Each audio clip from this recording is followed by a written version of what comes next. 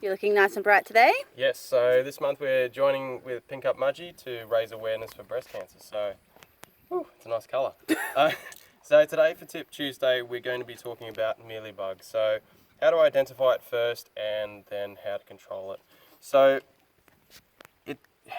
it's all this little white stuff that you'll see all over the plant. They're only really tiny. They're probably only about a few mil long, and then they'll get probably about 6 or 7 mil long as an adult. So if you see little white fluffy balls, I don't know how well you can see Not very well. them in there. They're actually, that's an egg sac. So the female will lay, off the top of my head, it'll be a few hundred eggs per egg sac. So yeah, these guys run rampant pretty quickly, and now that it's nice and warm, they're actually active all year round, but through the warmer months they go through their life cycle really quickly. So yeah, good time to really get on top of them. So if you do have mealybug, best way is to separate them from the rest of your collection. It's a bit hard in the garden, so you'll just have to monitor the plant as well as the plants around it. So if you see ants around, it's good to control them, because they actually feed off all the sugars that excreted from the mealybug, and they transport the mealybugs from plant to plant. And like farm them. Farm them, exactly right, yeah. So you'll also notice if you've got a really bad infestation, you'll see like black markings, and that's actually black sooty mold, and that's from the mealybug, the sapsuckers. Happens with aphids as well. So control the ants. You can use ant sand, ant rid. There's a few things out there. And control the mealybug, then that'll actually control the black sooty mold at the time too.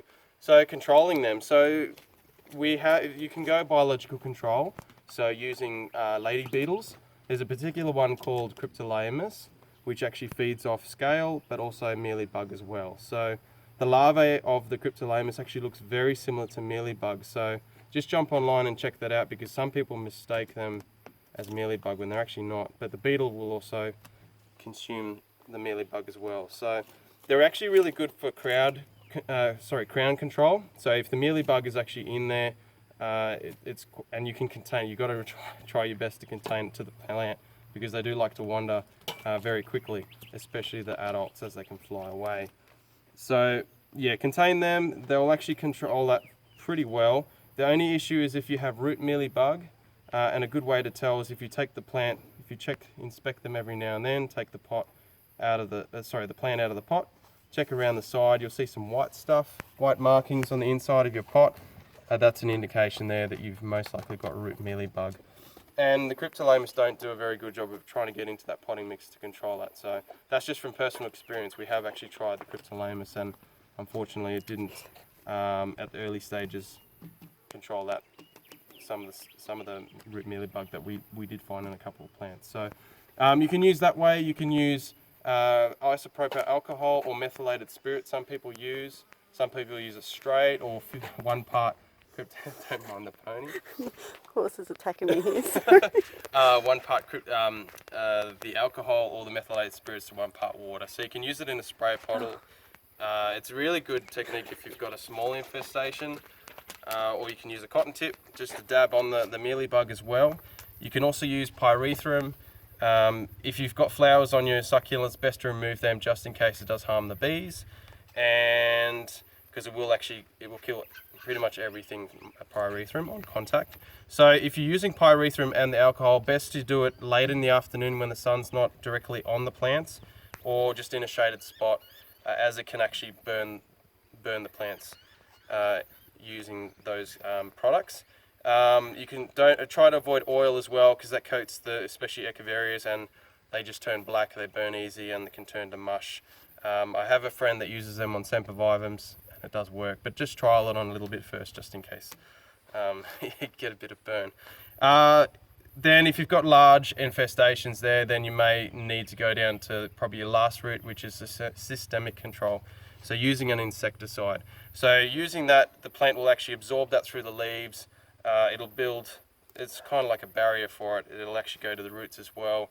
And anything that attacks the leaves or the roots will actually die from it. So even the flowers as well. So just remove the flowers again if you're using those products. Very good to read the directions carefully, wearing the right PPE, because there's some pretty nasty chemicals out there. So make sure you're always wearing the right safety gear for that. And If it's all the way in the roots, would you recommend soaking the... yeah, so if you do actually spot root mealybug in there, you can actually drench the mealybug. So put it into a dish of water with the systemic chemical and just drench it in there until the whole potting mix is wet.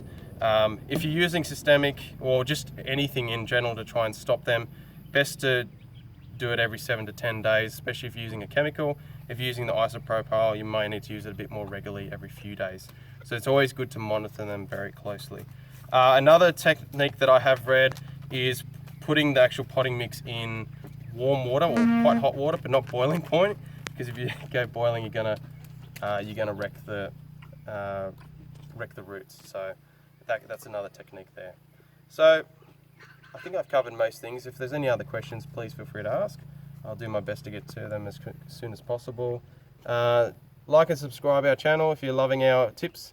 If you have any other questions or tips that you would like us to do in the future, shoot them through.